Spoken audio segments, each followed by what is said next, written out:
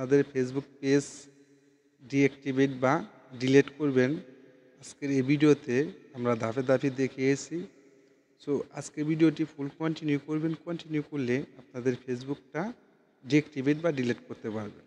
তো কীভাবে করবেন, আমাদের চ্যানেলে নতুন দর্শক হইলে অবশ্যই চ্যানেলটি সাবস্ক্রাইব করে রাখবেন, ভিডিওটি শেয়ার করবেন অপরকে দেখার জন্য, পাশে থাকা নোটিফিকেশনটি অল বাটন করে দেবেন যাতে পরবর্তী ভিডিও নোটিফিকেশন সবার আগে আপনাদের কাছে পৌঁছে যায়। ফেসবুক থেকে যারা দেখছেন পেজটি ফলো করে রাখবেন, ভিডিওটি শেয়ার করবেন। আপনাদের ফেসবুক অ্যাপসে চলে আসবেন, আসার পরে আপনারা আসবেন এই যে থ্রি লাইনে আসার পরে এখানে দেখতে পাচ্ছেন উপরে সেটিংস, আপনারা এই সেটিংসে ট্যাপ করবেন। সেটিংসে ট্যাপ করার পরে একবারে নিচে আসবেন, একদম নিচে আসবেন।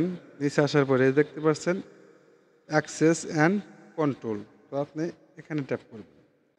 এখানে দেখতে পাচ্ছেন ডিঅ্যাক্টিভেট পেজ এবং ডিলিট পেজ, আনপাবলিশ পেজ।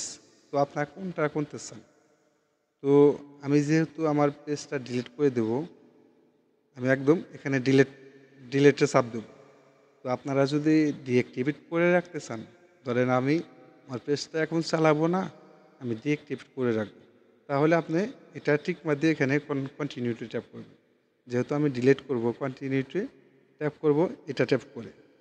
তো দেখতে পাচ্ছেন আই হ্যাভ পার্সোনাল কনসার্ন, তো আমি এখানে ট্যাপ করে আমি এটা কন্টিনিউ ট্যাপ করব। তো এখানে দেখতে পাচ্ছেন আপনার এই পেজটা যে প্রোফাইলে আন্ডারে থাকবে ওই প্রোফাইলের পাসওয়ার্ডটা দিয়ে দেবেন। তো আমি এখানে আমার পাসওয়ার্ডটি আমি দিয়ে দেব।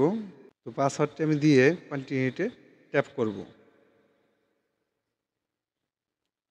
তো এখানে যে দেখতে পাচ্ছেন ডিলিট পেজ, তো আমি এখানে ট্যাপ করলে আমার পেজটা ডিলিট হয়ে যাবে। আমি তো এখানে ট্যাপ করে দিলাম, তো আমার পেজটা ডিলিট হয়ে গেছে। তো এইভাবে আপনাদের পেজটা ডিলিট করতে পারবেন খুব সহজেই। ভিডিওটি ভালো লাগলে অবশ্যই চ্যানেলটি সাবস্ক্রাইব করে রাখবেন। দেখা হবে পরবর্তী যে কোনো ভিডিওতে। আল্লাহ হাফেজ।